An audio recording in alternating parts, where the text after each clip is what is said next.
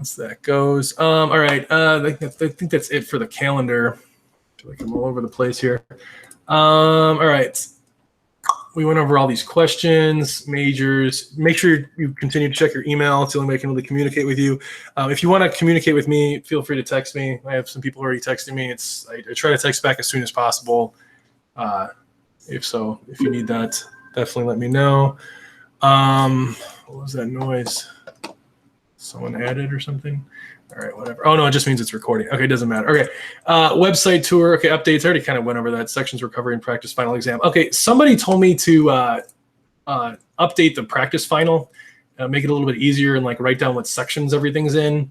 Usually I don't do that because I want you to figure out which sections they're in so you know which tool to use from your tool belt, from everything you know. But I just decided to do it anyway because I thought it was a good idea, given that it's an online class. So now I wrote 232. It's the same. It's the same problem as that you were getting before, the same final exam, the practice final exam. I added a couple problems too that I thought would help, but now it's actually in order. So we did these 3 yesterday. We're going to be doing these 2 today. Okay. So that's the practice final. The solution guide still matches up though. So like this is number 1. Number 2, number 3, and then I'll add 4 and 5. I have them, but I just didn't want to do any spoilers for people. So moving on here, prereq. Make sure you relearn all that prereq stuff, especially like product rule. You're going to need that for the polar derivatives. Make sure you know chain rule. It comes in handy for checking your integration by substitution problems, that sort of thing. So make sure you do review all these things. You could also review with me during office hours if you don't want to review on your own. Completely open with that. Also, I sent an email. The last email I sent had a link to like tutoring or free tutoring. So you can go through that to get free tutoring for this class. I believe they're like, they understand the material enough to tutor it. So unit 2, we went over, so differentiation also all about the slope of points. That's the whole point of the derivative is the slope of the point. And it's really weird to think about because slope is a rate of change and you're finding the rate of change in an instant.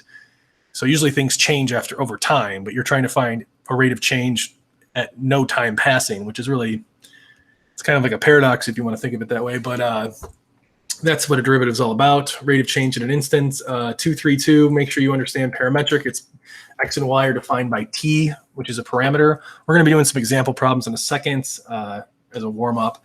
Make sure you know this formula up here. Don't worry about the second derivative so much. We just don't have time to focus on that, and it's more or less the same thing.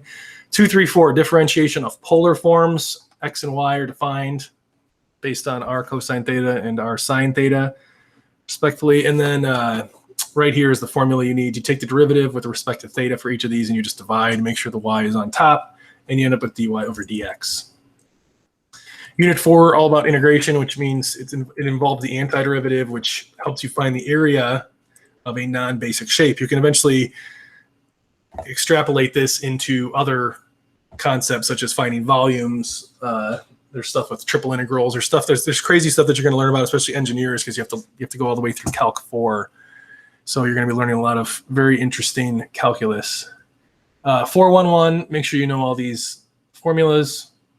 Reverse power rule, the antiderivative of 1 over x, the constant multiple rule, and the sum or difference rule for integrals. And then transcendental, remember, transcendental transcends algebra. It's beyond algebra. It's stuff that you can't really define using algebra, although we're going to try later. That's in Unit 6, so that'll be fun. So make sure you know those formulas. And then 413 was probably the hardest section, integration by substitution. It's all about having some crazy expression and making it easier so that you can use these rules or these rules here. Okay. Today we're going to be learning about 2 other integration techniques. This was integration by substitution yesterday. We're going to learn about integration by parts using this formula here. And 415 is integration using partial fractions, which is a lot of algebra. So hopefully you love fractions. I'm kidding. Nobody loves fractions. But hopefully you can tolerate them enough to get through this. Okay, first thing we're going to do is do a quick, let me open this up here. We're going to do a quick warm-up activity. Let's see here, week 1. Oops, I did not want to open that. Hold on 1 second.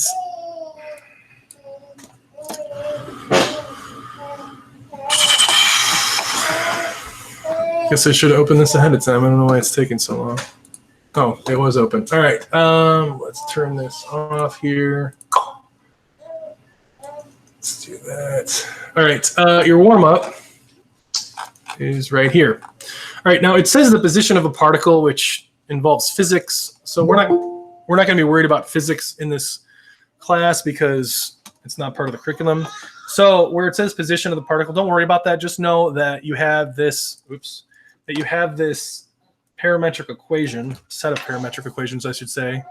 One's here and one's here. And it says at which of the points is the particle at rest? Well, you don't need to worry about where the particle's at rest. I mean, if you remember from physics, in this case, we're just looking for where is the derivative equal to 0.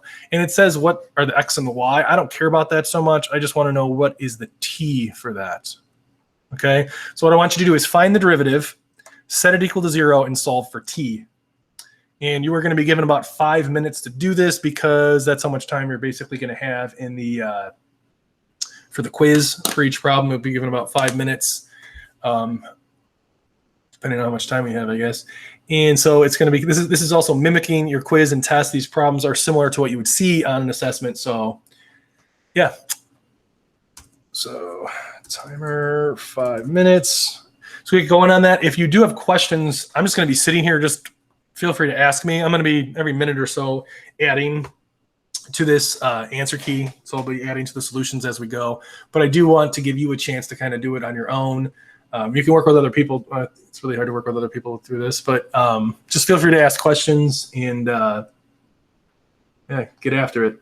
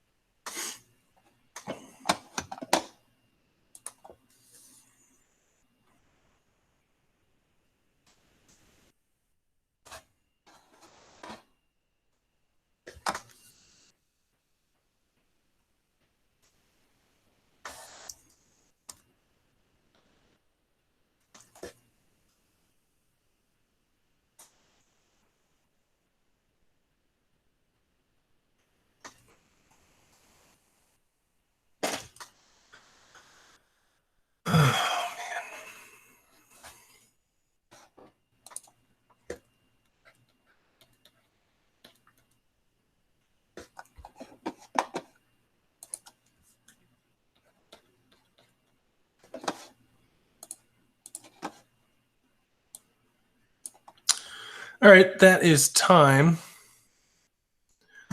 You should have gotten t is equal to 2. One thing I realized when I was doing this was this should be 0 or undefined. Because if you actually plug in 2 to this right here, you end up with 0 over 0. It is still where the particle is at rest, but I just didn't say that before. It doesn't really matter. So are there any questions on anything I did here?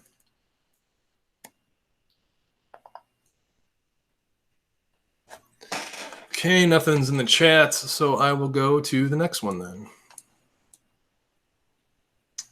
So it says, what is the slope of the line tangent to the curve? R equals that at theta equals 0. Okay. Gonna have to flex on this one a little bit using some product rule.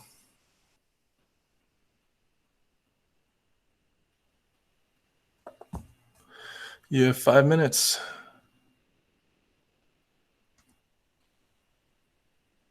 And why don't we do this? If as soon as someone has the answer, why don't you just share it?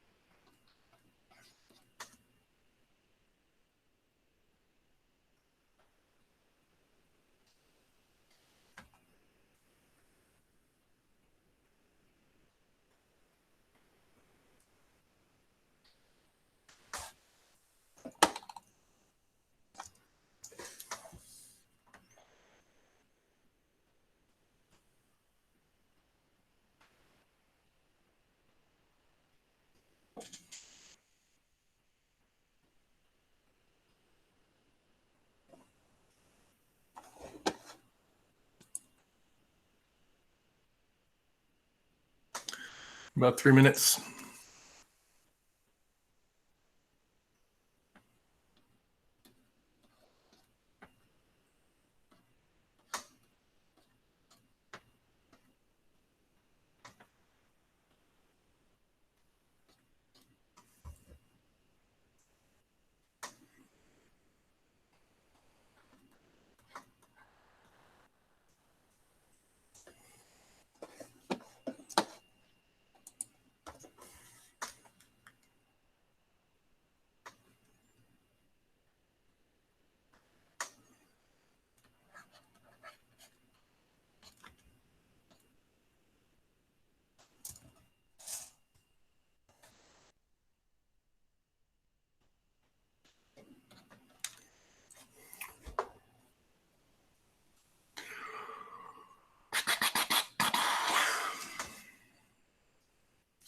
If you have any questions, you can throw them in the chat, or you can just, speak up.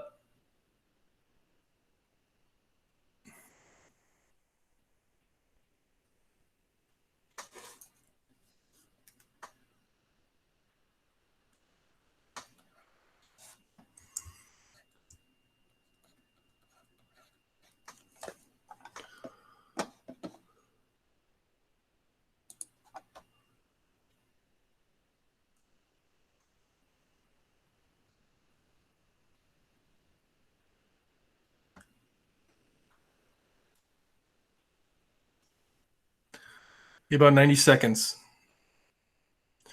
Oops, I did not find R0, which is what, 1.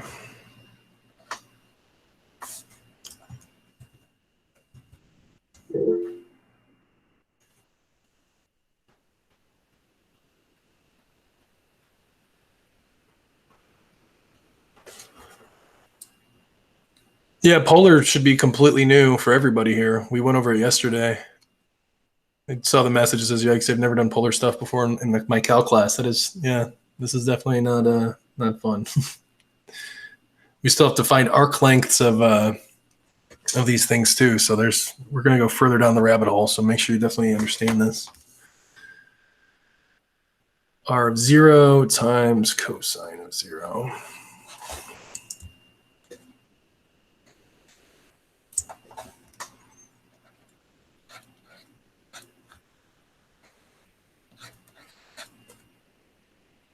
Oh, yeah.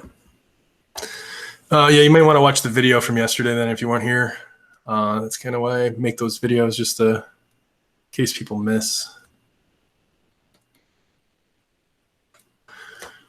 I also do office hours after class too. So usually those aren't for lessons. Those are for answering questions. But if anyone does have questions, feel free to stick around.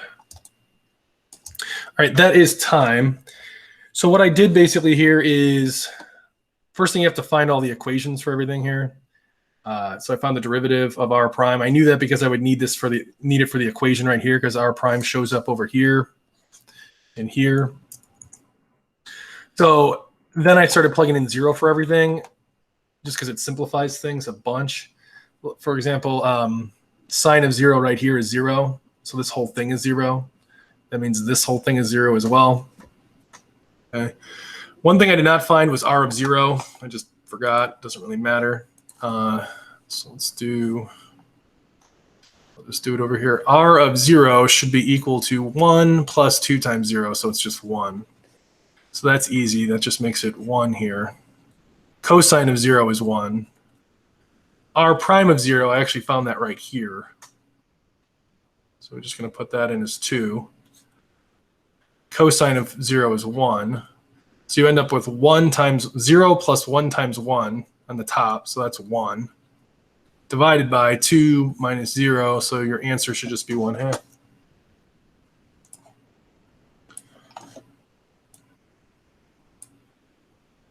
Yes, Lath got 1/2. Very good, bud.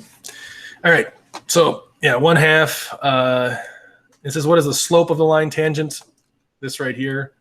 That's basically a sign that you need to use the derivative. That's what a derivative is, slope of a tangent line. And that's the answer. Are there any questions about this? This problem will not get any more difficult than what it is right here for the quiz or the test for polar differentiation. It's just going to be, I'm going to give you a polar curve and I'm going to give you a certain spot that I want to find the derivative for. Also, try to do this on your calculator and see if you still get 1/2. I'll just do it right now just for fun. But it is good to do that on your own as well. All right, so first thing you want to do, review, hit mode, and then go to polar. Okay, so down, down, down, over, over, polar. Okay, then go to y equals. Actually, you don't even need to go to the y equals. You can actually do it all out here as well. You can do math 8, and then just plug this in. What was it? 1 plus 2 sine theta. Is that what it was? Yep. All right. And then the theta would just be 0, and you can hit enter. Know that when you're, wait, what did I do wrong here? Did I copy this right? Oh, no, never mind. You can't do this. I lied. That is a terrible lie. You have to use the graph because that's the only way to get dy over dx. My fault. You need the graph because you need the x and the y coordinate plane. What I was doing with math 8 will not work. I apologize. That was embarrassing. Forgot about that. All right, so you have to graph it. That's the only way to get the y and the x axes for this. And then do second calc 2. That second choice, the derivative is your choice. Okay, then it's basically, you just have to write in 0 for the theta. It's already there, but I'll just do it for fun. And then hit enter. What did I do wrong? Uh-oh. Oh, that's embarrassing. I didn't put the function in there. Come on, Lath, you got to be helping me out here. Yeah, I just graphed it, and I was like, what? Yeah, I just was embarrassing myself there. It's okay. Nothing new. You're good. All right, 0, hit enter, and then right there. Now, you do not write this as your answer, this 0.5008.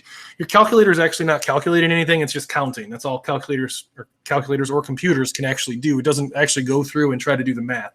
It literally just counts all the little bits on that. And sometimes when it counts, it has a little error. You have to use your human brain to understand rounding that off to 1/2 is the answer. Do not write that down as the answer. That will be wrong. You still do have to check work, but again, your calculator can help you find the answer to this. So that is the answer. And then usually once I check the answer, I put a little like check mark there to kind of remind myself that I did check my work. That is right, and we're good to go. All right, any questions on that before we go to the next one?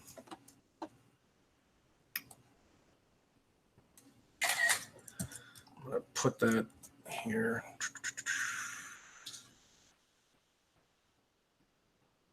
I don't know, for fun, I guess. There we go. Okay, any questions on number 2?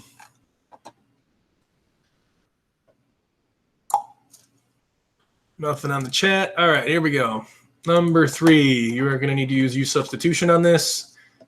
5 minutes. If you forgot the rule to use for your u, you're going to want to use the most buried function that's there. That's step 1. Find your u. In this case, your u will be this. Spoiler.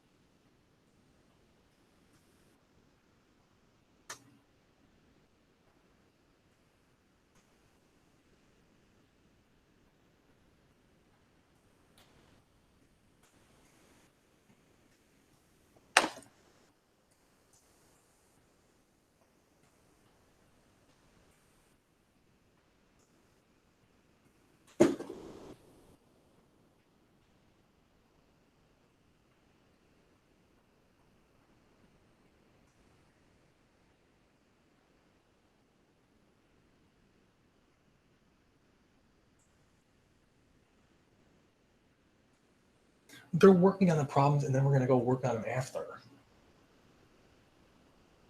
If they just watch what I do, then they're going to learn how to do it on their own. Teaching 101.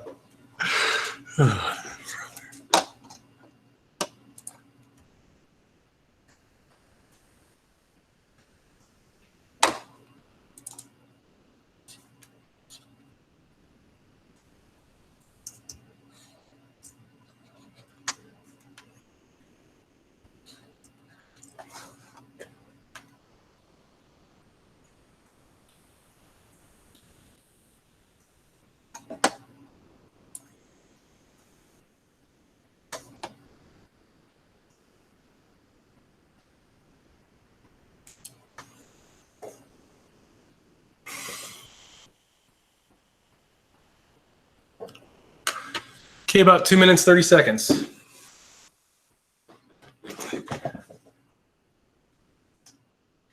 when you were in school, you had a math teacher, they just kept going over problems and you just watched them do math.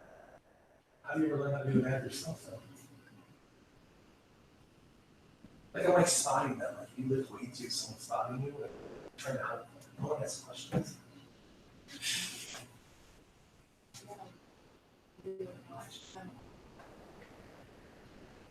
Yeah, if this was a real class, they would be working together in groups and walking around helping them and stuff. I don't lecture the whole thing. I just have to do this. Don't judge me.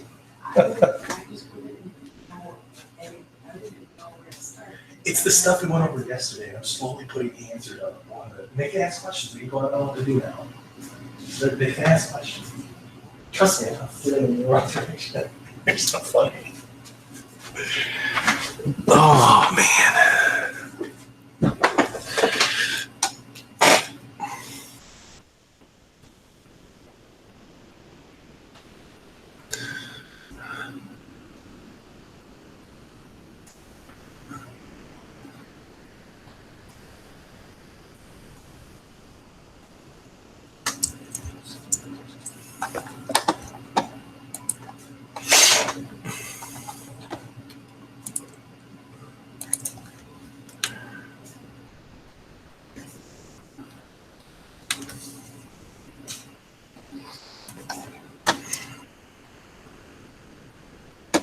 Okay, less than a minute.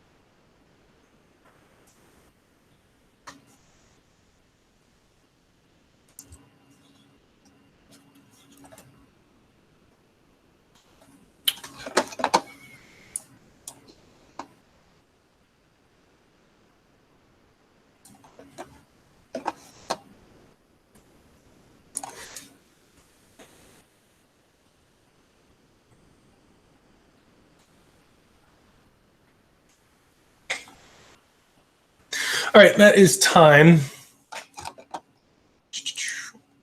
Are there any questions on anything I did here? I tried to number the steps in there too. So step 1, find the u. Step 2, solve for the dx and see if you can substitute anything in. In this case, we have the x dx right here, which is what we substituted or what we end up getting. And then we could substitute the du over 2 for that. So this du over 2 comes from what I underlined here. This orange underline is the u to the 5th. So step 3 is to substitute everything back in. If you notice, this blue right here is a lot simpler than the original problem.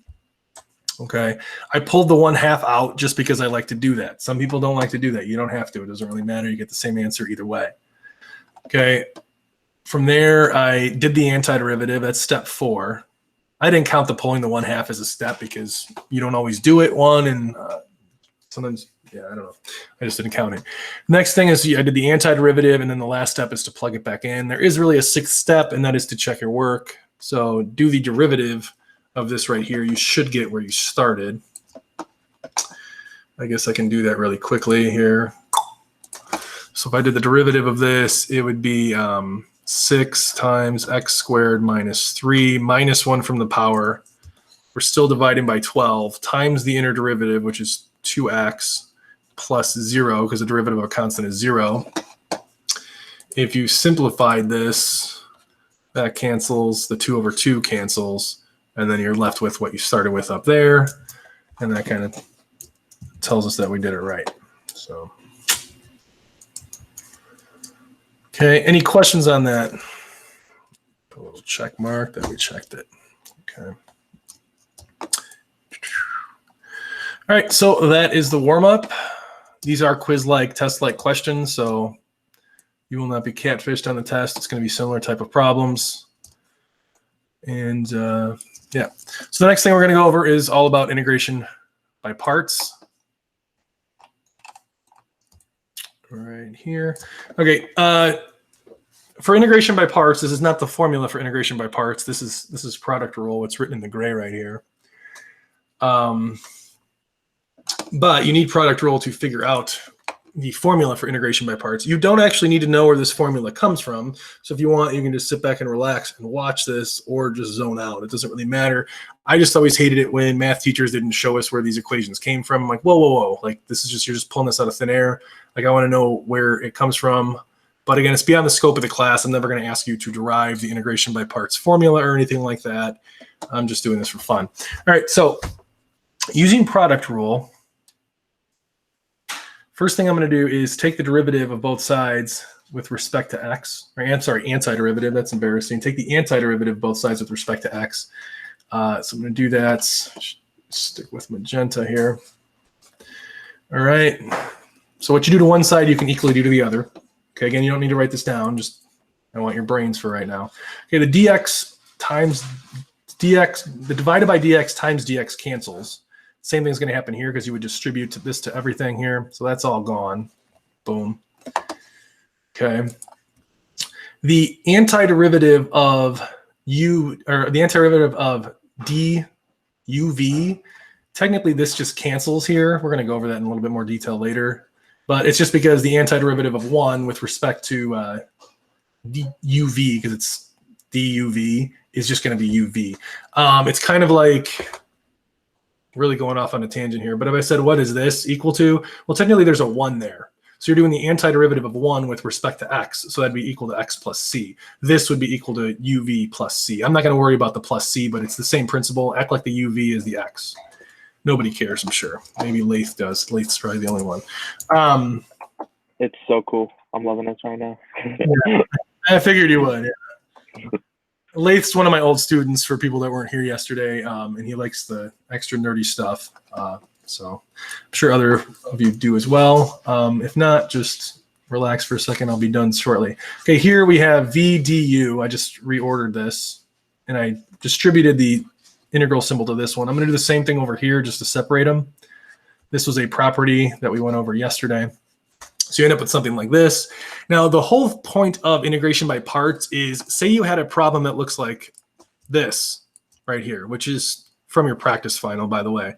You can't use U substitution on this. U substitution would not work. Okay, so what would work? Well, it looks like a product rule, and essentially what we're doing with integration by parts is like a reverse power rule. So what I really want to solve for is one of these. Now, 9 times out of 10, actually 99% of the time, they use this in books. They solve for this. So that's what I'm going to do here. I'm just going to solve for this. It's equal to, I'm just going to subtract this thing right here off of it. So it's going to be UV minus V du. Now, this does not help. It's not like, oh, this makes complete sense now. Thank you for showing me where this comes from. We're going to need to see some examples in order to really understand how to use this. But the whole premise is you have two expressions multiplied by each other right here. One's your u and one's your dv. Again, if you remember the example here, we have x to the third and ln x. And you're going to use that to figure out which one's u and which one's dv. And then you're going to find your u and your v and your du. And then you're going to just use this formula over here to figure out what this part is. Still probably does not help. So let's do an example. All right. Let's see here.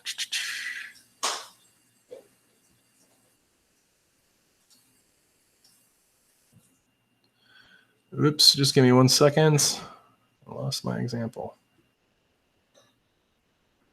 Donde? There it is. Okay.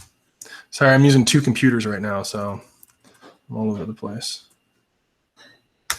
All right, so I want to do x squared e to the x. So that's the first example we're going to do here using this formula.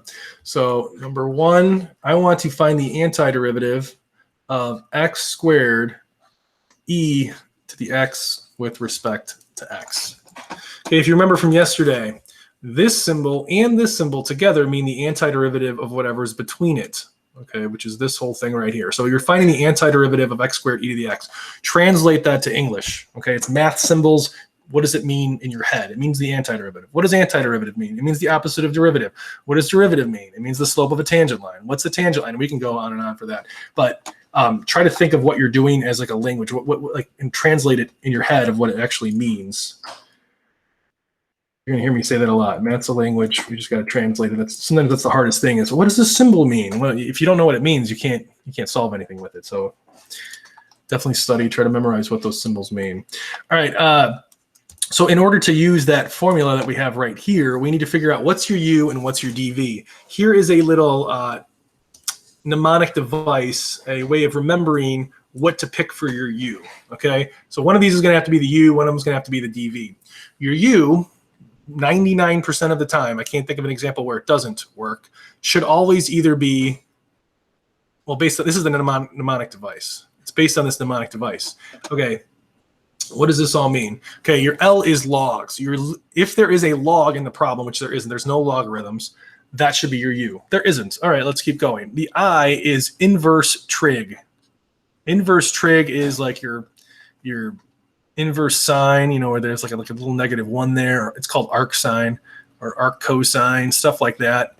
That would be the I. The A is algebraic.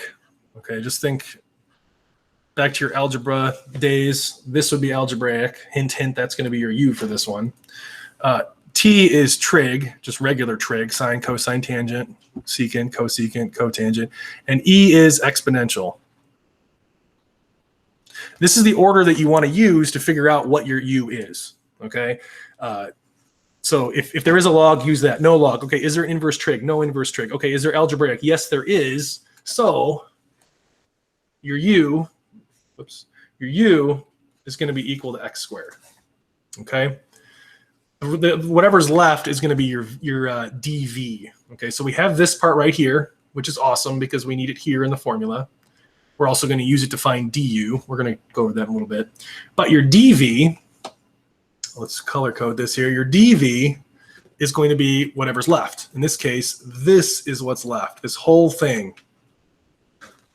dv is equal to e to the x dx. By the way, this thing is like this is an insane formula and an insane algorithm that someone came up with. This is centuries old, but the fact that someone, like, it still blows my mind that someone came up with this and can use it to solve problems, because we're still not even, we're going to go further down the rabbit hole on this. This is going to get insane pretty quick. Okay, so we have u and dv. Awesome. We still need, let's do a different color. We still need a v to finish this out. Okay, we also need that du. I forgot to mention that. Okay, so what we're going to do is, if we know what u is, we can figure out what du is. We're going to do the derivative with respect to x, and you get 2x, and then all you have to do is solve for du. So what I'm going to do is just multiply this over here, a dividing line here, and multiply this here. So now you solved for du. It's equal to 2x dx. So we know what this thing is right here. Okay, now we need to figure out what u is, or v is, I'm sorry. Now this is where it gets crazy. I mean, it's pretty much crazy already, but like, it's going to even get crazier now. How do we solve for v? Does anybody have any idea? Uh-oh. Is this the Lipitz thing? Oh, Lipitz. Is that another way of doing it? What's the p? Yeah. Oh, yeah. Yeah. Oh yeah, polynomial. Whoops. Yeah, I like that, Lipitz. But wait, why would t shouldn't go? It should be trig before exponential, because exponentials usually don't change their derivatives. That's the whole point of what I'm doing right now. Oh, that's cool though. I've never seen it that way. We learned it that way. Oh, I mean, if that works for you, then do it. I don't think it does, but I could be wrong. Doesn't matter. Yeah. The better way, the better mnemonic device, in my opinion, is to figure out what your dv is first. Don't write this down. But what's cool about the dv is it goes backwards, and it spells detail. Like, that spells detail, and then you're finding your dv rather than your u. And What? I know. I think that's cool. But most shut up, dude. It's not that. No, I'm just kidding. But no, it spells detail if you use the dv, but most of the time they use the lie8 if you go on the internet. So that's why I didn't show that, but I definitely think that's cool, just because it spells the word detail. But if Lipitz works, by all means, use it. It's easy to tell if something works or not, because if you like, say you picked e to the x to be your u, you're going to run into a log jam right away and it won't work. Like, we should almost do it, but I don't want to waste everyone's time. But if you picked your u as e to the x, you end up just like forever doing integration by parts. And you just end up like, it ends up being a series. It's crazy. We don't need to worry about that though. Does anybody know how to find v here? Antiderivative of dv. Boom. Right. So check this out. If dv is equal to e to the x, what you can do is divide both sides by e to the x. I'm sorry, e to the x, dx, I'm sorry, dx. So this cancels, right? And then, wait, I didn't want to do that. That's embarrassing. Doing more work than I have to do. Hold on. I'm thinking of something else right now. You do the antiderivative here, which is what she said, e to the x plus c. Okay, we don't need to worry about the plus c for right now, so just write e to the x. The plus c is going to come out when we do this part. If you want to do the plus c, by all means, go crazy. All right, so now we know what this is equal to. I'm going to write it down here, though. uv, so it's going to be x squared e to the x minus the antiderivative of v, which is e to the x, times du, which is this whole thing right here. Okay, now we have another integral to do. Uh-oh. That's a problem. So, and I gave this problem on purpose, by the way. What you end up having to do is, again, you have to do integration by parts, which this is not the ideal problem to do to show you right away, but might as well just throw you in the deep end and we can get going on this. All right, the u for this case is going to be what? What's our u? 2x. 2x, okay? Our du is going to be equal to 2 times dx. I'm just going to multiply the dx over right away. Okay, what's cool about this side is it's exactly the same thing. E to the x dx, and v is equal to e to the x. Okay, this is your u. Oops, that's embarrassing. This is your u, and then this, let's do a different color. This and this is your dv. Okay, so now we're just doing integration by parts again. Don't worry, we only have to do it twice. Spoiler. Okay, now you still need this x squared e to the x thing, so we're gonna drop that down. Let's do orange here. X squared e to the x minus. Okay, now we're gonna do integration by parts again, which is u times v minus the integral of v with respect to du. With respect to u, I'm sorry. So it's gonna be parentheses uv, so 2x e to the x minus the integral of 2e to the x dx. Now, if you notice, we don't need integration by parts anymore. That's why I said we could finish this out now. All right, so you end up with, again, x squared e to the x minus 2x e to the x plus, because it's a minus minus, it's just going to be e to the 2e to the x, and then here's where you do the plus c. If you did a plus c earlier, it doesn't matter. Plus c plus c plus c is going to still be a plus c because it's just a constant. And you are left with your answer, which is a lot of work. It's crazy. Okay, questions on this? Wait, so I have, what if, so the plus c, it'll get confusing, like when you take the integral or the antiderivative of dv and keep doing v equals ex plus c, right? Wait, one more time. I don't understand your question. Do you want us like because the plus c seems like repetitive, like you did it with the v when you took the antiderivative of dv. Like this up here? You're talking about this right here? Plus yeah, but c, I didn't include it over here, so I just wrote it for fun. I didn't actually use it. Oh, okay. Yeah. You can use it. Some people are really weird about that, but you end up with the same answer at the end, so it's not really that big of a deal. If you weren't throwing the, because I mean, if you think about where this plus c would be going, this plus c. So say there was a plus c right here. You can't really see that. That's stupid there. Okay. But say there was like a plus c right here. The plus c would end up going in here, right? Because you do the uv here, and then plus it's going to end up over here as well. And either way, it ends up just coming out as another constant. Oh, okay. Yeah. So that's why you don't really have to worry about it. Okay, and if you don't believe me on the plus c, here we go. Let's do the derivative of this because we should always check our work. The last step is always to check your work. So this is a little bit time consuming because you have to use product rule, but oh well. So f prime g, so it's 2x e to the x plus g prime f, so e to the x times x squared minus, so we have to do product rule again now, f prime g plus g prime f. All right, plus the derivative of 2e to the x is 2e to the x plus 0, because the derivative of a constant is 0. All right, well, let's break this down here. So let's see what cancels. Right here, minus this one cancels with this. This cancels with this, and the only thing that's left is this, which is weird because that's what we started with right there. So you can always check your work, see if that's what you get. So that kind of proves that plus c is unnecessary until the end. So questions on this?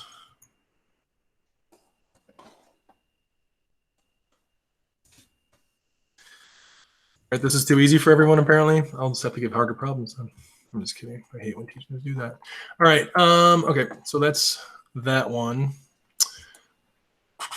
We'll do another one later, but for the sake of time, let's go to the next thing. All right, 415. I didn't leave a space for it. All right, I'll just do it under here then. All right, so 415.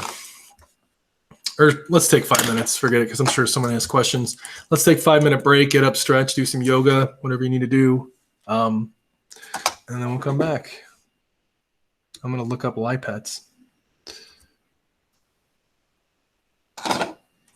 It's like LIPET's logarithmic, then inverse trig, then polynomial, then exponential, then trig. Yeah, and it's just weird that the exponential comes before the trig. So that's what I'm looking up.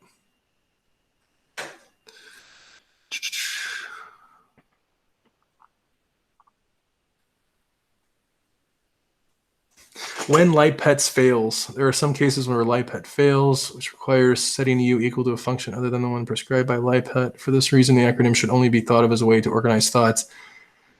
The acronym LIPET also provides us with an outline of strategy to try using integration by parts. It's not a mathematical theorem or principle. Yep, that is correct. Okay, LIPET versus Li8. Let's see this. Both are correct. That's the first thing that shows up on Google.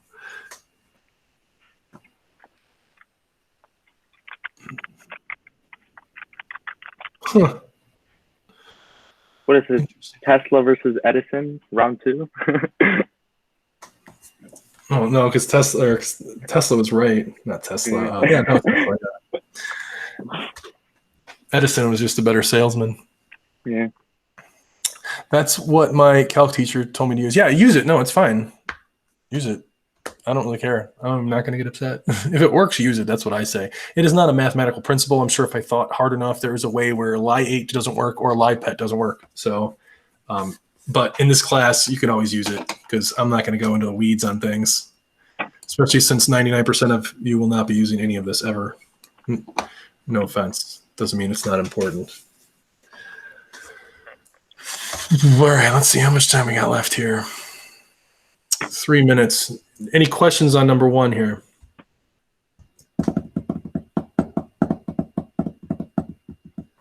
All right, let's see here. What's up, Steven? How's it going? Oh, his mic probably doesn't work.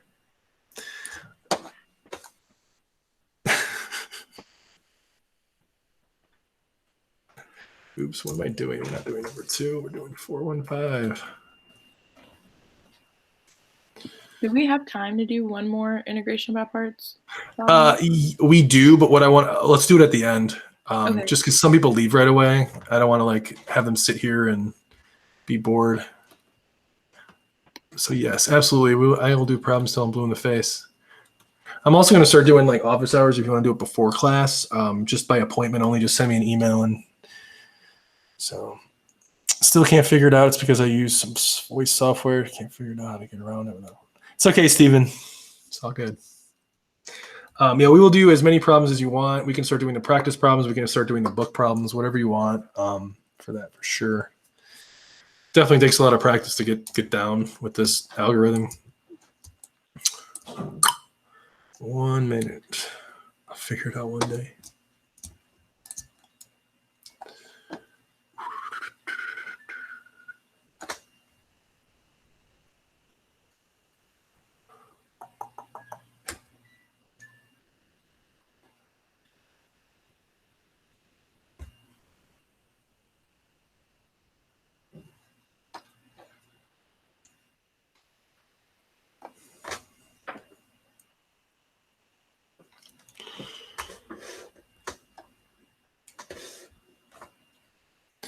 All right, is that time? 1 minute. All right. One.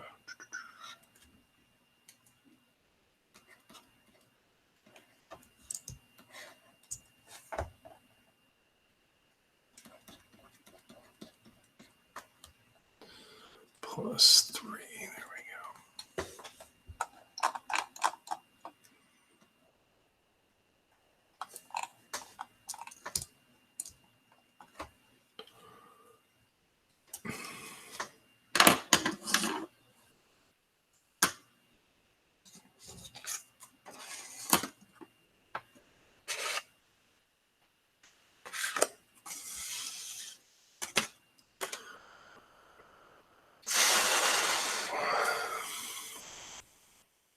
All right, so there's like 10 seconds. Let's get going on this. Okay, real quick though, I do want to make sure that people kind of keeping all of this stuff straight because there's 3 different methods of integration that we're going over: substitution, by parts and using partial fractions. For substitution, oops, that's embarrassing. Okay. For substitution, the main premise of it is its reverse chain rule. So what you're looking for is some function where its derivative, the derivative of this, shows up somewhere in some facet in the problem. The derivative here is 2x. There's an x right here. Okay. If by parts, you should have noticed, whoops, you should have noticed, where is it, right here? You can't do that with this one.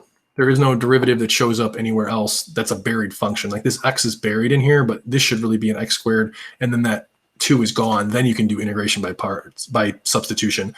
But this one doesn't have that. It's more of a product rule one, so you have to use integration by parts. So it is important to understand when to use what. It's not always cut and dry. If there was a cut and dry rule for it, then I would tell you that rule, but there isn't. I'm not trying to hold out on you or anything like that. But this one, if this was squared and this was gone, then you can do integration by substitution. But since it's not, you have to think, oh, can I do parts? Oh, integration by parts will work. So you can do that. For partial fractions, it's probably the easiest one to see because usually there's a quadratic on the bottom. 99 times out of 100, it's going to, especially for this class, it's going to be a quadratic on the bottom, and that quadratic will factor. Okay. That's just the way the partial fractions work. The whole essence of partial fractions is you should be able to rewrite something because you can't do the antiderivative anyway. I don't think it would work with substitution. Maybe if you do a little bit of legwork, but we're purposely doing this with partial fractions. Oh, I should show this because this I showed this in my class, and it's just kind of important, I think. I think if you click the units, this thing right here. Does anybody like subscribe to the webcomic XKCD? Does anybody know what that is? It's okay if you don't. All right, it doesn't matter. Well, anyway, he's a webcomic, and he makes like nerd things like this. Okay, differentiation. This was mostly Calc 1. You should recognize everything here. Everything here you should know. Chain rule, power rule, quotient rule, etc. And that's what differentiation is all about. Okay, with integration, it's very, very, very, very, very complicated. Like very complicated comparatively. So much stuff that we're not even covering. We're covering integration by parts, substitution, and then partial fractions is right here in the middle. But all this other stuff, there, it's very, very easy to create a. You did Riemann sums too in Calc 1. That's what the rectangles. It doesn't matter. Integration is very complicated. There's some integration where there's just absolutely no answer. It's just way more insane. For like, it's really easy to create an integration like a expression that you can't find the integral for. You can't do that with a derivative. Okay, if you create a function, you'll be able to find the derivative of it. Sometimes it's impossible to find certain integrals. It doesn't simplify to anything, and that's okay. An example would be like phone calls to mathematicians. yeah. Oh yeah, that's what he's all about, is being funny. So it's like, yeah, install Mathematica. That's a programming language. That's pretty awesome. Phone calls to mathematicians. Oh no, what the heck is a Bessel? I actually don't remember what that is. Burn the evidence. Like it's just that it's a joke what he's writing, but like you can't find the antiderivative of this. Okay, not in any easy way anyway. Okay, it's really easy, but you can do the derivative of that in your sleep. So anyway, I just thought that was cool. But long story short, Calc 2 is way harder than Calc 1 because the focus is on integration in series, which are two things that are not as easy as differentiation. Calc 3 is even harder. That involves, I think that's when triple integrals come in. That doesn't matter. We're getting off track. I do go on tangents a lot if you haven't noticed. All right, so let's do this here. Okay, the whole point of this using partial fractions is you want to break this down right here, this denominator, into its factors. So if you factored this, does anybody know what this factors to? Any? 2x minus 1 times x minus 3. I love it. Great. So with partial fractions, you're basically breaking this down, and it doesn't matter which one's A and which one's B. You're going to get the same answer regardless. And you end up with something like this. Okay, you can easily find the antiderivative of this here. You can find the antiderivative of this term and this term quite easily compared to this thing here. And that's the whole point of partial fractions. Oh, we can't find this antiderivative. Okay, we have to design this expression in a different way so we actually can find the antiderivative. And that's what this partial fractions thing is all about. It's heavy, heavy, heavy into cancel this. It's heavy into algebra. and fractions and multiplying fractions and so that kind of thing, common denominators. So if you're not good at that stuff, well, you have to be good at it. You're going to be an engineer. This should probably be nothing to you in terms of math. It's still kind of complicated. You'll still see me make mistakes on it because it's easy to make mistakes on it. All right. So we need to figure out what A and B are. Now, if you wanted to, you could do the antiderivative just right away. Okay. So if we were doing the antiderivative of this thing right here, okay, it would just be A ln of x minus 3 plus C. Okay. This one would be B ln of 2x minus 1 all over 2 plus C. Okay. But we don't know what A and B are. Okay, so we need to figure out what A and B are so that we have this antiderivative and we can call it a day. Now, if you are wondering, how did I find these ln's? This is what the last lesson was all about, was the ln. Also, you can do u substitution if you want. You can make your u equal x to the 3, your u equal to 2x minus 1, but I'm going to show you a shortcut. If the inner function, in this case, x minus 3 and 2x minus 1 are linear, x minus 3 is linear, 2x minus 1 is linear. What you can do is just do ln of it and then divide by its derivative, the inner derivative. So this inner derivative is 1. I just didn't put it there because x minus 3's derivative is 1. This derivative is 2, the inner derivative of this. That's why it's divided by 2. And if you don't believe me, you can do the derivative of this right here. You will get 1, or you'll get A over x minus 3 here if you do this derivative. Do this derivative. You will get 1 over 2x minus 1 times 2 divided by 2. You have to times 2 because the inner derivative's 2, and it would cancel out. Okay, so this is all u substitution. This was covered in the last unit. If you want to go over it in more detail, we can later on, but I would do the shortcut because it's just a lot less work, in my opinion. Yeah, we still need to figure out what A and B are, okay, because this is a nightmare.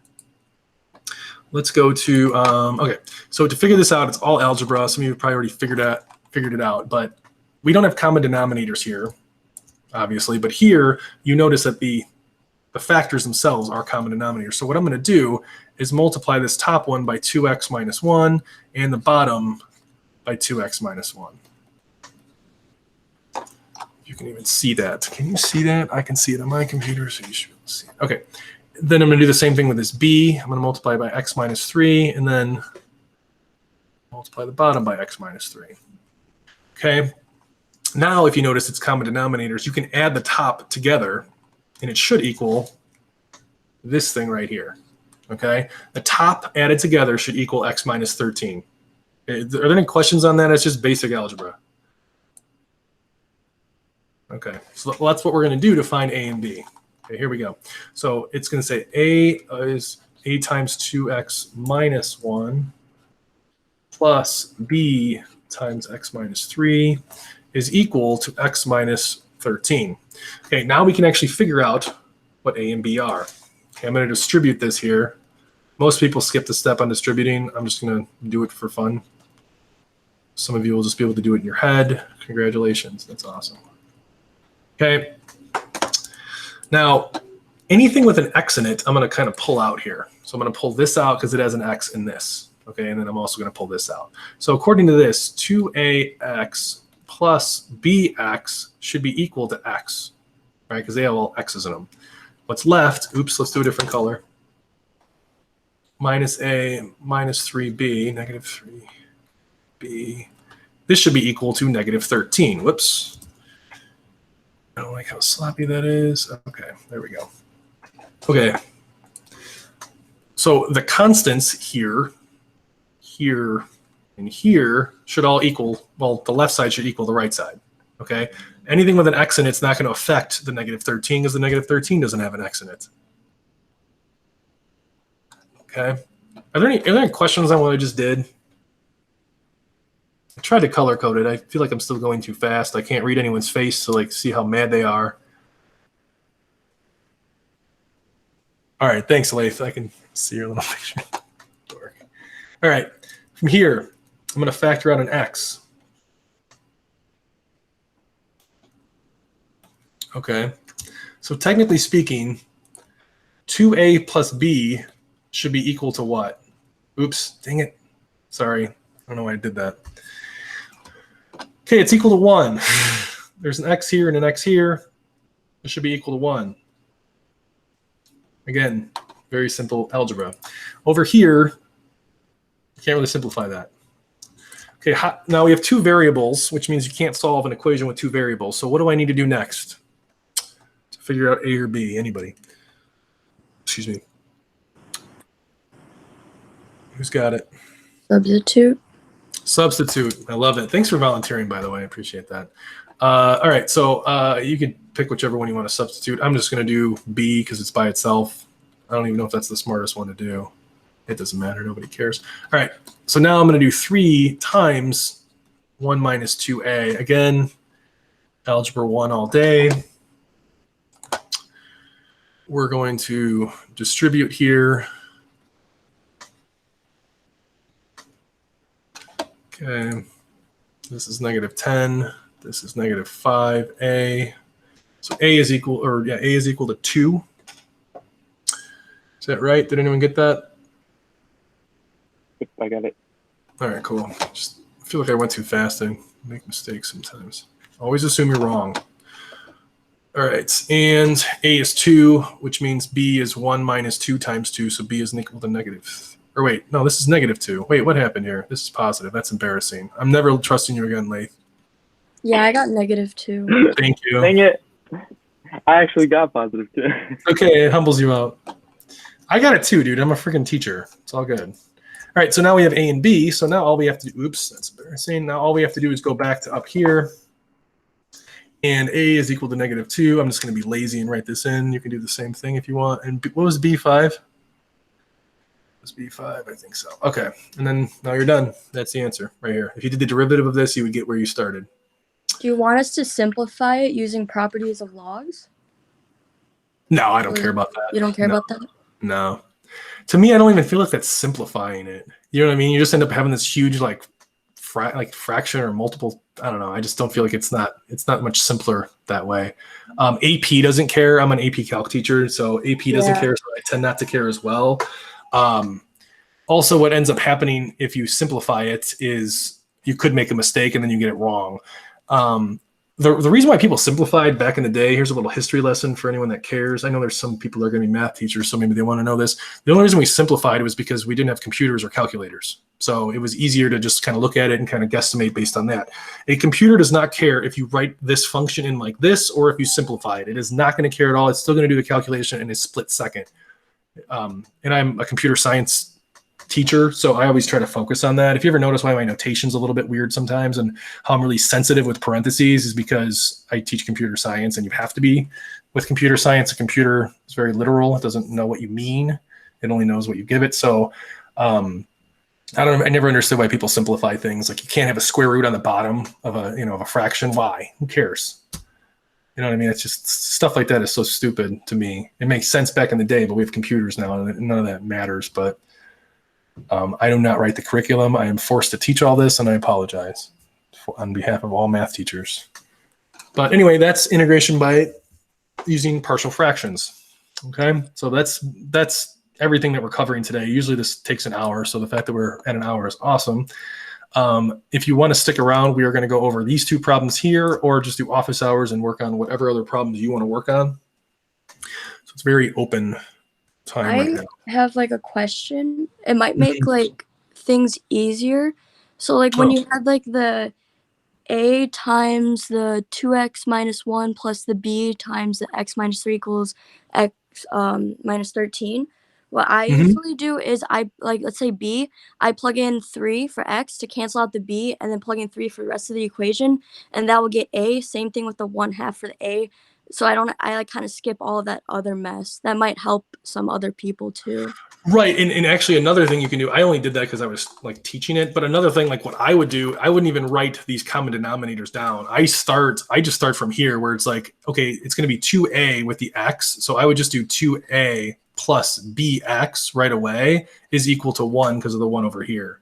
So if you see my answer keys, I skip all this. You're not going to see any of this usually in my answer keys because like, you should be able to understand how I got this right here just based on this. I don't do the common denominators or anything like that because you should know that already. So if you want to skip steps, absolutely skip steps. Please do, because you should. So, and that goes for everybody. Like it's completely fine. I'm going to know what you did, just by looking at your work. If you didn't do all this and you went straight to here or straight to wherever you go, by all means do it.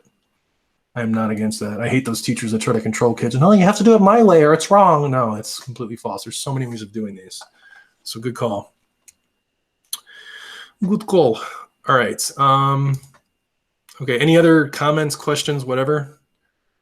Because this did take a long time to do, and if I just started right here, it would have skipped right to this. I didn't have to write any of this down right here, this whole thing.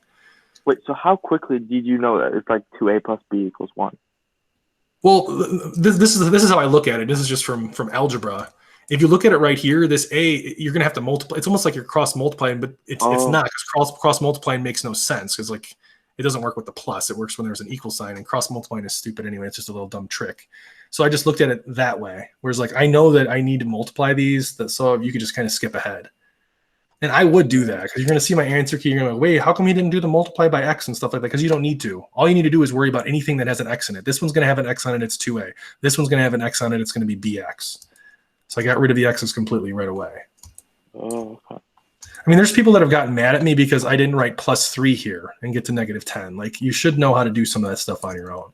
Also, a really good rule of thumb is, I mean, I don't care personally, but it's good to, like, sometimes there's people that go, wait, how did you get from this step to this step? And your math teacher's going to be like, did you even try to do anything? Like, I just added the 3. Oh, that's what you did? Yeah, you want to just try it. Like, some people, like any answer key that you find online or your teacher gives you, try to figure out the answer key. It's going to make you smarter. But if you just go and ask right away, they just give you the answer. They just took away all your thinking. So you didn't do any of the thinking. You didn't do any of the heavy lifting with your brain. You just kind of let someone else do it. When I was a kid, I was really stubborn and I just wanted to teach myself anything, because I was like, this math teacher doesn't know anything. I'm going to teach myself. So like, try to teach yourself as much as possible. Try to, I don't know, that's just, but again, people don't have time to do that, or they don't love math as much to do that. So I get it. I didn't teach myself English or like writing and stuff. I just, with math. So that's that one. All right, so we're going to do, see, I get off on so many tangents. I'm a high school teacher, so I talk about this stuff a lot. All right, so here are the two. Oh, actually, I changed this one. Everyone was complaining in the last session. Whoops. So I changed this one. I'm going to delete that. If you go to the practice test, whoops. So if you go to the practice test, I made it easier because the answer ended up being like this crazy inverse tangent problem.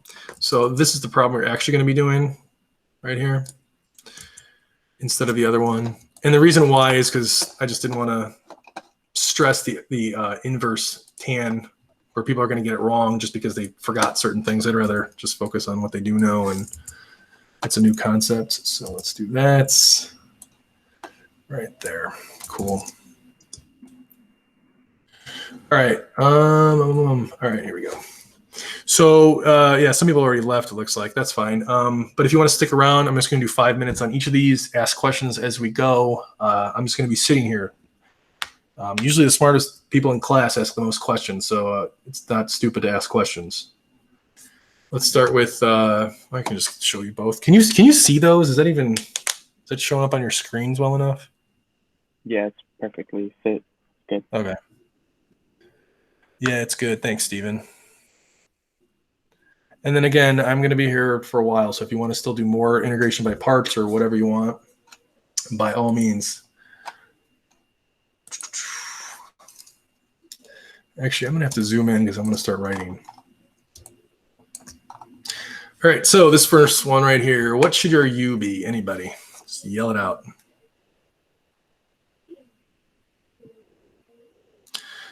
X to the third, are you sure? Because based on lie 8, what's the first L here? Logarithmic. Logarithmic, yeah. So then you want ln x. Wrote x to the third. Now you can try x to the third. I don't think it's going to work, or not work well anyway. But it's still always worth a shot. Okay. So our u is ln x. So if our u is ln x, our dv is whatever's left. So dv equals x to the third dx. Boom. I don't need this.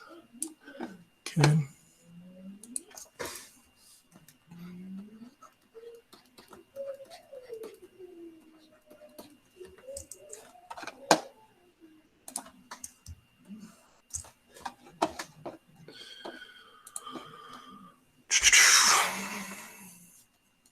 I'm trying not to step on toes. So if you're sitting there waiting for me to like do the problem, definitely start doing it on your own. You actually learn more from making mistakes, so do not be afraid to make mistakes. I will not judge you. I'm also making it where if you do poorly on a quiz, you can make it up during midterm week or during finals week. So you can actually still make up stuff that you miss, even if you missed it on the first time. It doesn't take me very long to make problems like these up. So make the mistake. Don't wait for me. You are all smart enough to follow along with what I'm doing, but that's actually not learning. A lot of people do that. They're like, oh man, I was following along with the teacher. I understood everything. But then I blanked on the test. You didn't actually blank. It's just, you're smart enough to follow along. So it feels like you're learning. It's called pseudo learning. You feel like it's not a real term. I just call it that, but it feels like you're learning the stuff, but really you're not. It just feels like you are because, oh, I get this. I understand from point A to point B. Everything makes sense. But to actually recreate it on your own, to do the problem on your own, that, the only way to really get good at that is to take practice tests. If you've had me as a teacher before, you've heard this millions of times because I repeat it all the time, but you have the best way, according to science, to get good at tests is to take practice tests. Even if you take IQ tests a bunch, you will get smarter with your IQ test. If you want to get good at the SAT, take a lot of practice SATs or take a lot of practice calc tests. You'll get better at it. Right, Leif? Yep. There you go. Sorry, I'm just too deep into the thing. Oh, yeah, no worries, no worries. All right, so this v is going to be 1/4 x to the 4th plus c. We're not going to worry about the plus c, though.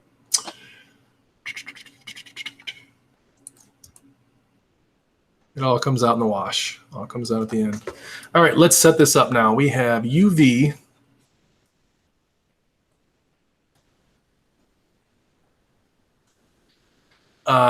minus v du. This one is a lot nicer than the one we did before, because you only have to do the antiderivative once. Okay, this is why you want to do logs first, because this 1 over x is going to cancel with this right away. Okay, if you didn't have your u as that, you wouldn't have the 1 over x. If you didn't, also, if you imagine your dv as ln x, does anybody know the antiderivative of ln x? You get extra credit if you know that. I don't do extra credit. That was a joke. But does anyone actually know it? Because that's a really good problem to do with integration. 1 over log a, something like that. No. We never went over it in class, dude. Yeah, really. You need integration by parts to actually. Well, I'm sure there's other ways to do it, but integration by I've seen parts it somewhere. helps. Yeah. It's a really cool problem in my opinion. Anyway, all right. So we have 1/4 x to the 4th ln x. And then we're just doing the antiderivative. I'm going to pull this 1/4 in front. We're just doing the antiderivative of x to the 3rd. So it's going to be 1/4 x to the 4th over 4. So it's just going to be x to the 4th over 16 plus c. And you got your answer. Oops.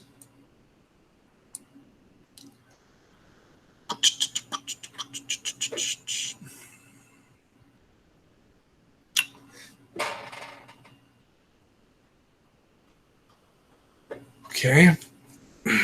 Any questions on this? The last step is always to check your work. So please check your work. Do that on your own. But I believe that is correct.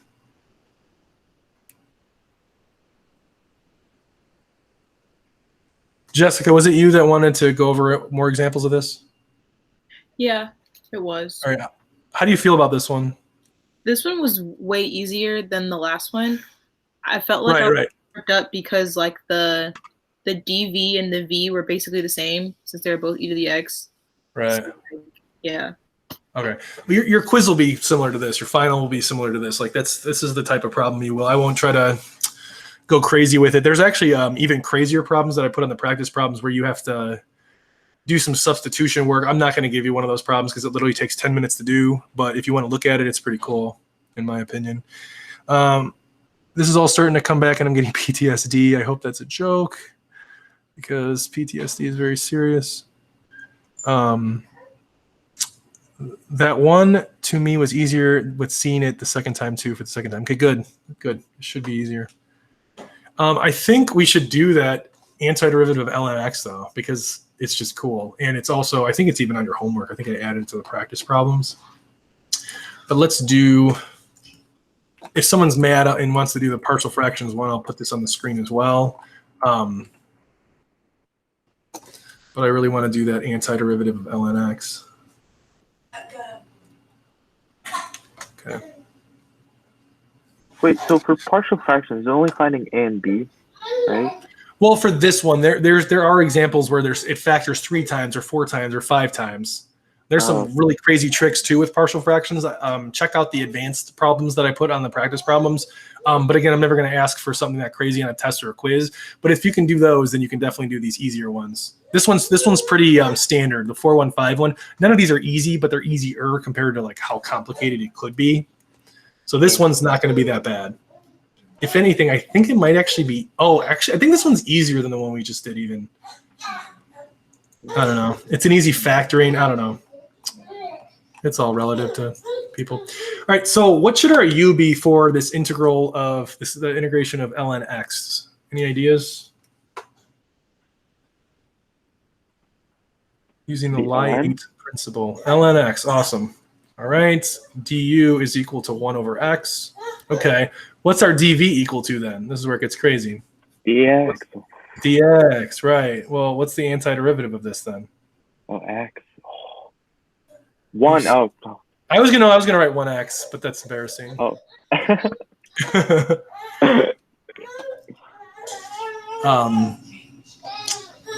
I pardon the noise too. Don't worry, if he's crying, he's crying. It's not. I don't think they.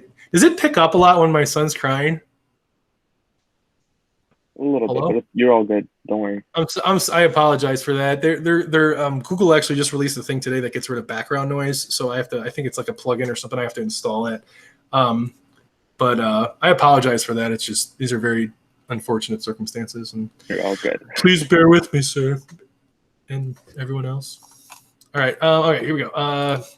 So uv, it's going to be x ln x minus v du, which is just x times 1 over x, which is just 1 dx. Oops, that's embarrassing.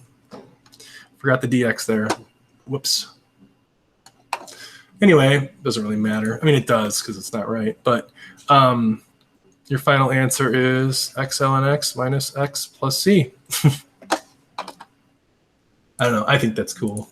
But I think a lot of weird things are cool. So there you go. Now, this is tricky because if you saw this problem, you might go, oh, shoot, was this a thing I was supposed to memorize? Like, it's not intuitive to go, oh, I have to use integration by parts on this, to me anyway. I would think of it eventually, but at first I would be like, am I supposed to know this already? Like, I know the antiderivative of e to the x. But integration by parts isn't the first thing that pops into my head when I see a problem like this. Will you accept an answer on a test if I use the DI method or no? Because I know you hate that method, right? Wait, the DI method? Are you talking about the table method? Yeah, the table method. Yeah, use the table method. I don't care. I'm never going to give you one that you have to use a table. Actually, in the practice problems I did, but I'm not going to give a table. What he's talking about is, I'm sure Kelsey might remember this, but there's if anyone else like knows by part integration by parts already, there's a table method you can do where like it keeps repeating until you get to. It's kind of like similar to what we did before, where this one you had to do integration by parts twice. But there's ones where you can do them 7 times, but there's a shortcut way of using a table with it. I'm never going to give you a problem like that, so you can do it. So by all means, but you're wasting your time.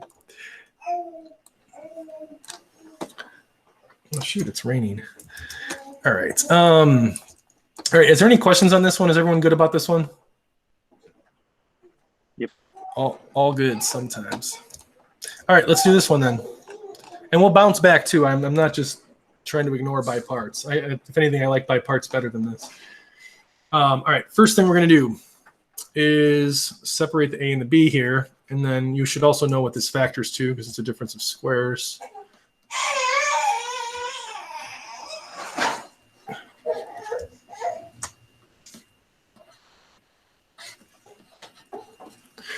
They said it's cool if he cries, that they'd rather hear him cry than me teach, so. He's not crying, he's saying that's embarrassing. Oh, okay. All right. They probably heard you say that. All right. So this is what I'm talking about with a shortcut. If you want to do it this way, you can look at this as a times x plus 2. Well, it's a times x. Forget the minus or the minus 2. Forget the minus 2 right here. It's ax and bx, and it needs to be equal to 1x. So that I know right away that a plus b is equal to 1. If you don't want to do it that way, you want to do it with the common denominators and all that stuff, that's completely fine. It's all good. All right. And then we know that negative 2a plus 2b is equal to what? What constant is up here? 1. Nope, 0. There's no constant, you kebab. But if you have no constant, isn't the constant 0? So then there is a constant? Oh, this is so confusing. Just kidding. All right. That was dumb. All right. So cool. So then from here, I'm going to divide both sides by 2. 0 divided by 2 is 2. So we have b is equal to a here. Okay. Well, if b is equal to a, then a plus b is equal to 1, and they're equal to each other. A and b are both 1/2, right? So now to rewrite this problem, you can just say 1/2 ln of x plus 2 plus 1/2 ln of x minus 2 plus c. Okay. If you want, you can simplify it. Like I believe Kelsey said, you can do something like this. Okay, plus c. It doesn't matter. It's the same thing. You can even do the square root of it too. Let's keep going with this. This is so fun. Okay. And square roots have to be positive, so you don't even need the absolute value. This is getting crazy. Boom. I would accept any of these answers because it's just algebra, and this is a calculus class. I don't care if you mess up. Well, I care if you mess up on simple algebra, but these are all equivalent, so there's no reason. Just take one over the other. All right, too much fun here. All right, so I will take requests now. What do you want to see?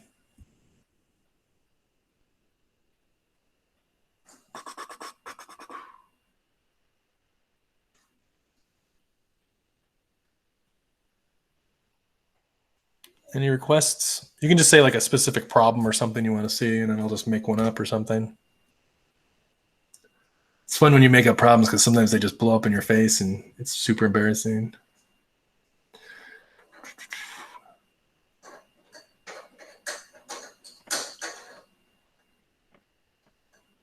Nobody? I have a question. All right, Kelsey, go. Like, it's not really necessarily about this, but it kind of pertains to this. So, like, I know we are introducing a bunch of different ways to do integrals and stuff. Could you like help us give us like tips on like what to determine like when to use what? Okay, that's what I was talking about before.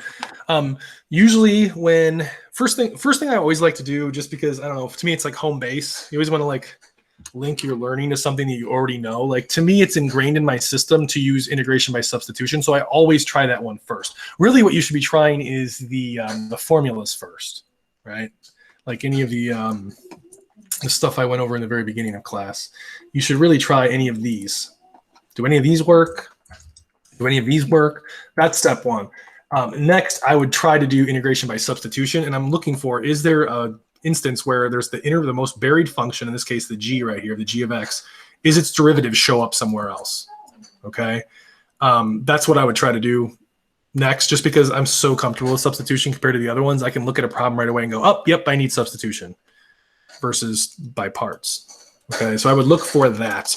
Here's a good example of one where you would definitely need integration by substitution. So if I did something like sine x squared times 4x, okay, the derivative of this is 2x. Well, there's an x right there. You just have to multiply it by 2 to get to be 4x. So this would be an integration by substitution. Now, can you do integration by parts on this? Maybe. I don't know, actually. I'm sure Lath is trying it right now. I just made this problem up, so I have no idea, to be honest with you. Let me see. So the algebraic, so u would be 4x. No, it would not work if you tried to do integration by parts, because this would be your u, and if this is your dv, to do the antiderivative of it is impossible. So it would not work. I'm sure there's some fancy algorithm out there, but it's well beyond the scope of the class. And it goes back to that XKCD comic I was talking about. Like, there are weird ways of doing it. It's just, you gotta kind of pick and choose your battles with that. So I would look at this right there and go, okay, in my head, derivative is an x. The x shows up right there. I can do u substitution and it would work. Okay, the integration by parts is, I usually look for something where we're multiplying two things together. Right there, I'm multiplying something together because you need that. The formula is based on u dv, the antiderivative of u with respect to dv. So you need it to be in this kind of form. Okay, now granted, sometimes there are like little weird problems where it's like they divide by x, but really you can just like say it's I don't know, something like this or something like that. I don't know, doesn't matter. Where you can like pull out the x to be 1 over x instead of divided by x, and then maybe you can use integration by parts with that. So sometimes it's a little bit tricky. I'm not going to try to trick you on that because, again, this is an 8-week course, and that's just, I don't know, tricks are not, this is meant to be like general problem solving, not super tricks, but I'm sure some professors would disagree with that. So integration by parts, I think product rule, which is also, if you remember, it's based on product rule here. So, and then last but not least, the partial fractions usually involve something where the bottom factors. Okay, it's going to be quadratic. AP is very weird, where the denominators always have to factor into linear partial fractions rather than, you could have a quadratic factor on the bottom if you want, but AP is very strict. They only do linear partial fractions because that's what, like, AP bases it off what other colleges are doing, and most colleges do it where it's linear on the bottom. So if you notice, these factor to linear. I could have easily made that to be where it's not linear. The other example I had was not linear. The examples on the practice problems, some of them are not linear, but I'm just going to keep it linear just to keep it easier. So does that help? So you're looking for something to factor for a fraction, product rule for integration by parts if you're multiplying things, and then reverse chain rule basically for u sub. Does that make sense? And it's very, very general. Oh, yes, that helps. Okay, I see you wrote that. It's very general. There's not like a, oh, it's this problem, you're definitely going to use that. I could be wrong. People could be wrong. If you look at the problems I've been giving you, though, it's fairly obvious which ones you use. I mean, I also write integration by parts. But sorry. What? Go ahead. Can you show us the other problem with the partial fractions that you thought was too hard? Oh yeah, let's shoot. Yeah, let's do that one. That's a good idea. I mean, do you want one that's like the ridiculously hard one that we were doing before, or one that's like a little bit like in between? Let's do in between. Okay, let's do in between first. I can always pull that other one out, but I know of a good one that's kind of in between. So let's say we have something that's I don't know. Let's do like x to the 4th. It doesn't really matter, but this is not as obvious. I mean, you definitely know you have to use partial fractions on this because there's substitution won't work, and it's integration by parts won't work as well. So it's definitely a partial fractions one.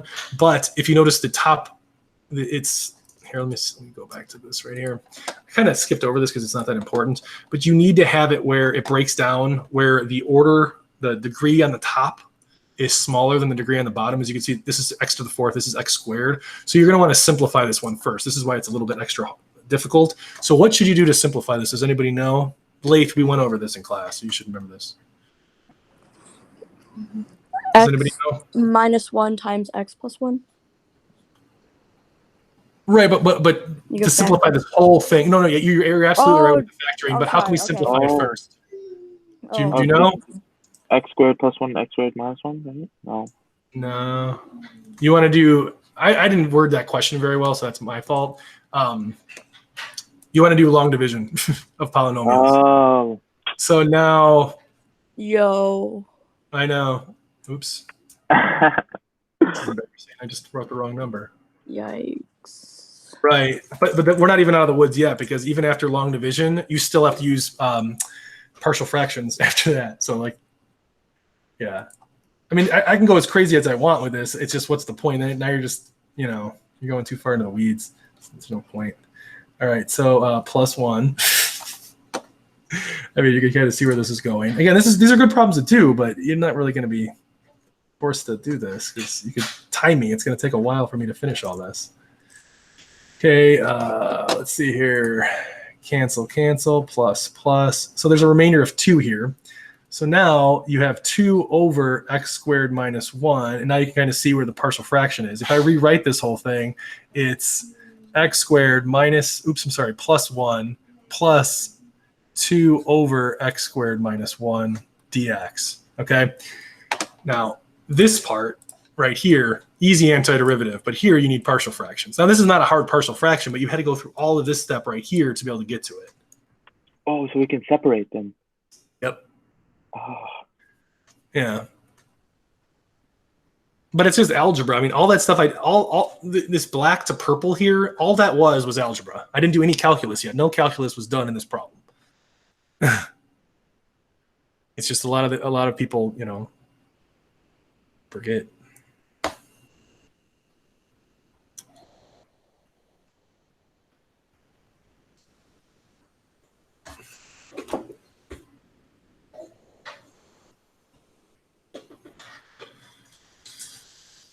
Okay. So yeah, you can finish that problem on your own. Well, I can finish it off real quick just in case someone was actually doing it. Cubed plus x plus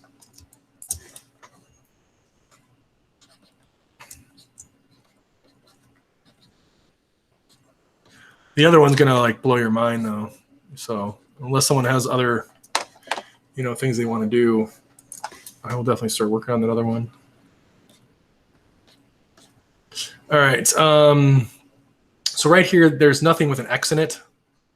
So that means a plus b should be equal to 0. So a is equal to negative b, because ax and bx.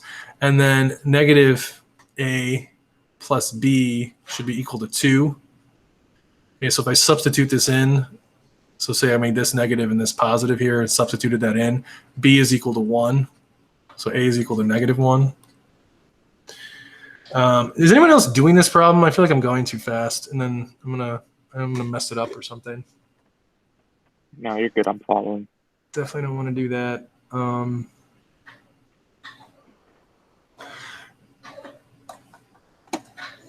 I think this is right. I don't know. I mean, I can check my work later. So anyway, you end up with negative 1 for your a, so it's going to be negative ln of x plus 1 plus ln of x minus 1 plus c. There you go. That should be the answer. I mean, you can use the integral calculator on this too if you want. Talked about that last. Whoops. Calculadora. All right, so x to the 4th plus 1 over x squared minus 1. Enter. Yada, yada. And it looks like we got it right. Yep, that's what we got right here. Cool. Cool. All right. Anybody want to see another one? Or Leif, if no one speaks up, then I'll go over that other one. Yeah, this is a cool one. You say we're going to be surprised by it. Oh, you'll be upset about it, I feel like. Really? Not you. You love all this stuff. Where did I put it? Hold on. Was it here? I'm talking to myself. All right. Where is it? Don't they? There it is. All right. So let's grab this thing right here. Quit this. Go here. Paste. down a bit. All right, let's do this. Holy cow, look at this thing. All right. If you do not want to pay attention to this, I would not, because it does get very complicated real quick. All right, here, full screen. Okay. Here we go. Let's do this.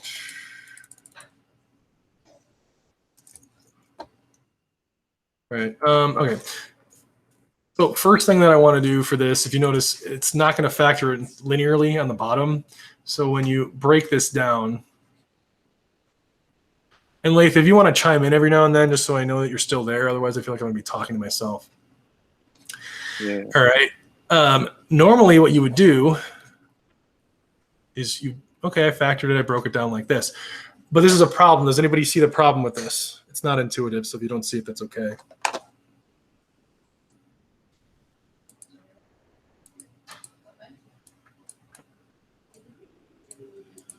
It's not working. Anybody see it? There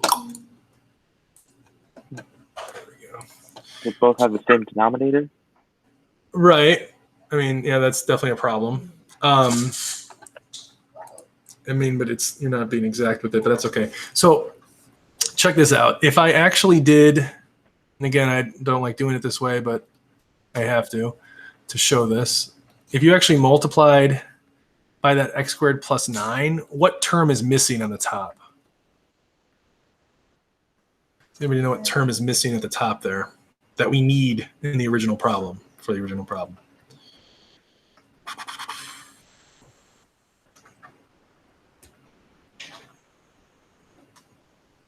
All right, well then I'll ask you other questions then. Is there an x squared term at the top based on this red right here? Is there an x squared term? At least one. Yes, there is. Ax squared, bx squared. Oh, yeah. Are we Okay. gonna have to use U substitution? I don't think you can. You should try it though. I don't really know. Doesn't look like it though. I wonder if you can use it though. Okay, well let's go here. Is there a constant in up here that can be accounted for based on here? The answer would be yes, because you have 9a and 9b at the top. Okay, but is there an x? Is there an x at the top right here? No. I know it's tricky. There isn't, obviously. Ooh. All right, this is the workaround for it. This is going to get pretty crazy. And I wish I didn't write all these in here because the undo takes forever. All right, here we go. All right, I'm just going to leave that because I don't feel like worrying about it right now. All right, here's the workaround. Check this out. You can put an x right here. There. Now there's going to be an x in here. This can also take care of the constants. But now we have another problem. Does anybody see that problem? If you multiply the top and the bottom here by x squared plus 9 to get the common denominator, I'm not going to write it over here, but just imagine it there. Now we ended up having a crazy term of x to the third at the top. Whoops, I didn't mean to do that. But you end up having x to the third at the top here. There's no x to the third, so you can't do that. So now we have to do another workaround. This is possible. You just have to be clever. All right, so here's the workaround. Just make this squared already. Okay, now you can do the problem. But it's still difficult because what is the antiderivative when something's x squared plus something else? What is the root antiderivative for this? I already told you, so you should kind of know. Laith. I'm so confused. It's inverse tan. So you need to do inverse tan on this thing right here. Now, Kelsey said you need to use U sub. You do need U sub on this one. Okay. Because as you can see, the derivative of x squared plus 9, the derivative of x squared is going to show up with the x right there. Shoot. Wait, I think I got that though, because I got 1/3 arctan of 1/3 Right. x. Yeah, okay. Right. That's the right answer. Okay.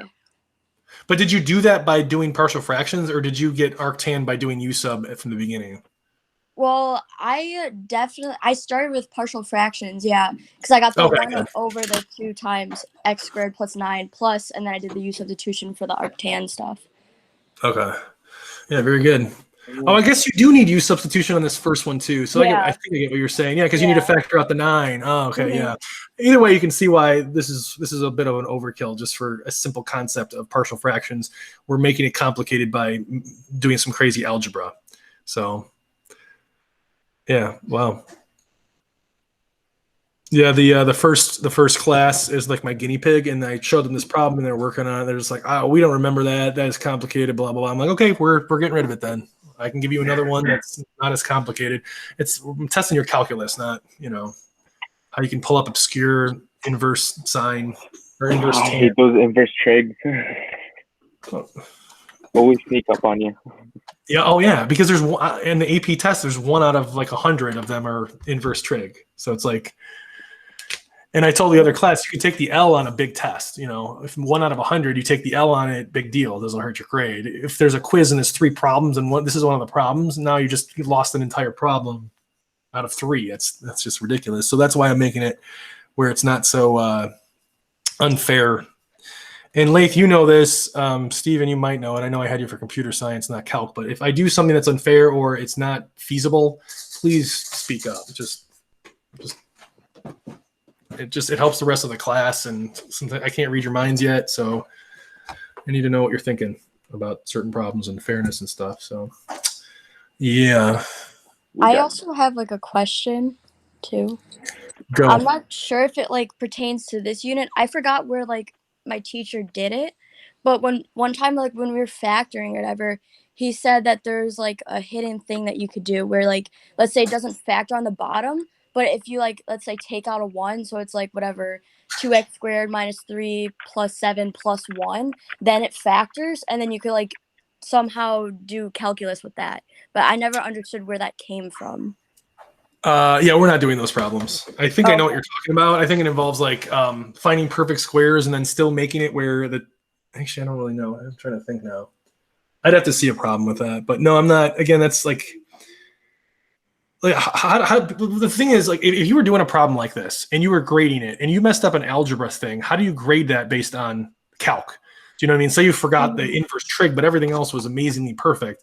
Wouldn't that be like a B maybe? But since you messed up so many problems and people point things out, like this is 1 point, this is 1 point, this is 1 point, you didn't get the answer. So your thinking might have been great, but you forgot inverse trig, you get a D on the problem. That's stupid to me. So that's why I'm trying not to do any of that stuff. It just seems unfair because I don't know. I can make everything a trick then, and then everyone fails, and the average is a 30%, and then we have to curve it, and then everyone gets an A. Everyone gets a higher grade if the average was lower. Like, it's so I don't know. Rather be fair to begin with and just have reasonable expectations. So I don't know. That's my thing. Because I guarantee I can Google tricky partial fractions calculus problem, and it's going to be insane. And it would take 20 minutes to do. Steven, redundant. What does that mean, that I'm being too redundant? Steven just called me redundant. I'm offended. I thought that's what you were trying to go for. No, I'm trying to help. It's cool, Steven. Hey, Steven, did I have your brother for calc? Steven has a twin brother. Fun fact, I have a twin brother too. Yeah, okay. Cool. All right. Does anybody want to see another problem or do anything else? Oh no, the buzzing is back. Oh shoot, that happens at like the 2-hour mark or something for some reason. Here, let me plug and plug back in. Hold on.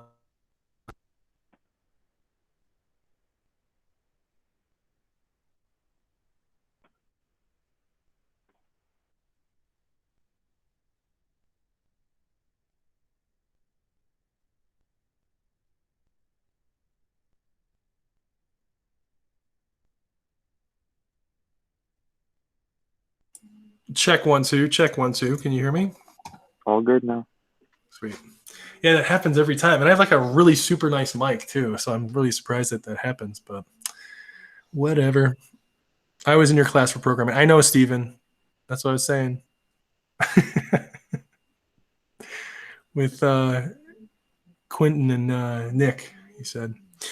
All right, and if anyone has anything else, let me know, and then I'll go over it. Otherwise, we can call it a day. Good lesson. Good questions. Thank you for actually talking. It's so awkward, me just being the only one. Question? Go ahead. Nope. Okay. All right. Well, then that's it. That is all I got. And hit me up if you want to do office hours. I'll fix it by next time, hopefully, so I can talk. Sounds good, Steven. All right. Bye, everybody. All right. See you later. Yep. Thank you.